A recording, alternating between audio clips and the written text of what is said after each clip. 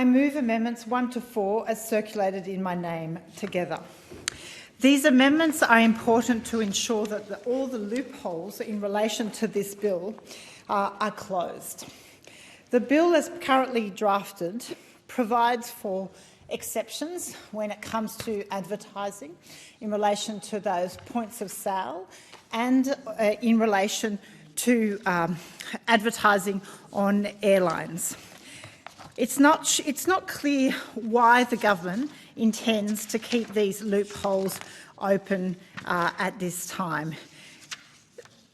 The government has indicated that it wishes to be hard on vaping. We know the statistics are damning that vaping is a serious risk to our young people, and it is leading to increasing rates of smoking amongst young people, which is incredibly concerning.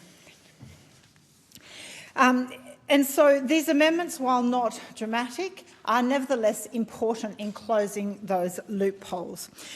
It's in particular to Amendment 4, which is in relation to Clause 67, which is quite extraordinary, I suggest, to the House, that the government, whilst claiming to be going strong on vaping, is nonetheless allowing for an exception in this legislation that vaping, sponsorship and political gifts should remain allowable. Now, this is directly contrary to the expectations of our communities, parents and young people.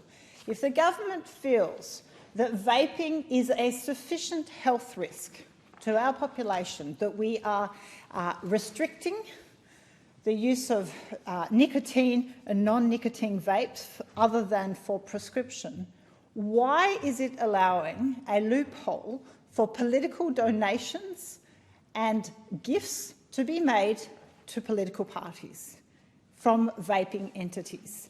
That is quite extraordinary.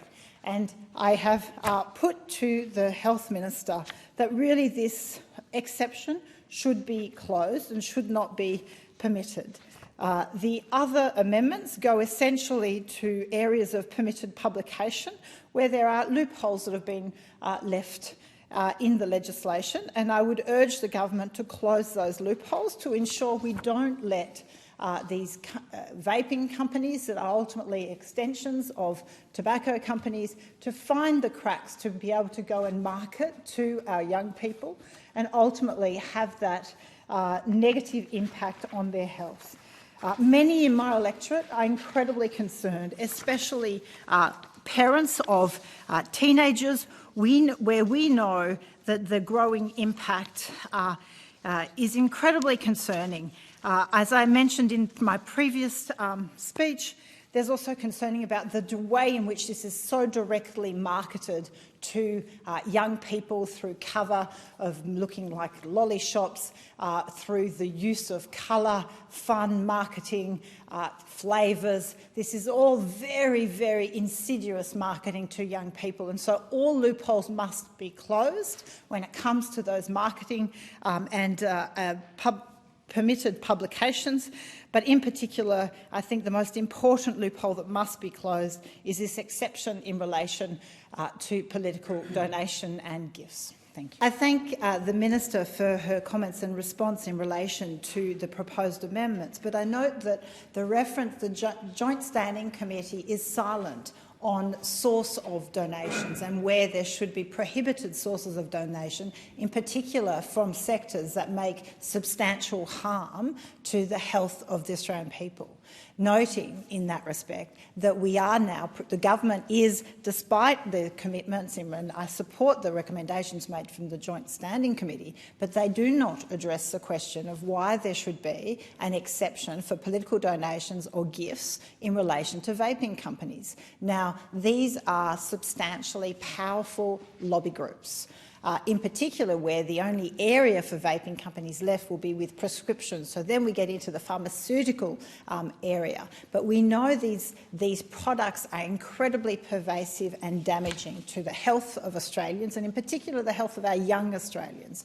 And as such, a tough position from the Albanese government should be to start closing these loopholes, and in particular with a new product on the market such as vapes. It is simply, I would argue, unconscionable to maintain an exception for political donations, which ultimately serves the interests of people in this place at the expense of the health and well-being of Australians. And as such, it is now the time to close those loopholes. So while we are considering this legislation that now starts to address the scourge of vaping, why would the government have a position that is so contrary to community expectations to go hard on these products and ensure they don't have influence over government decisions when it comes to imposing sanctions? And so getting rid of this exception of political donation and electoral expenditure is incredibly important. We know when it comes to tobacco, the National Party continues to accept donations from big tobacco companies. And clearly this is completely at odds with the health and well-being of Australians in their communities. The impacts of tobacco and nicotine on our health is well documented and comes at great expense to the overall health and well-being of our nation. And as such, it is time to close those loopholes. And I urge the government to agree to this amendment and delete clause 67, which provides an exception to political donations and electoral expenditure for vaping.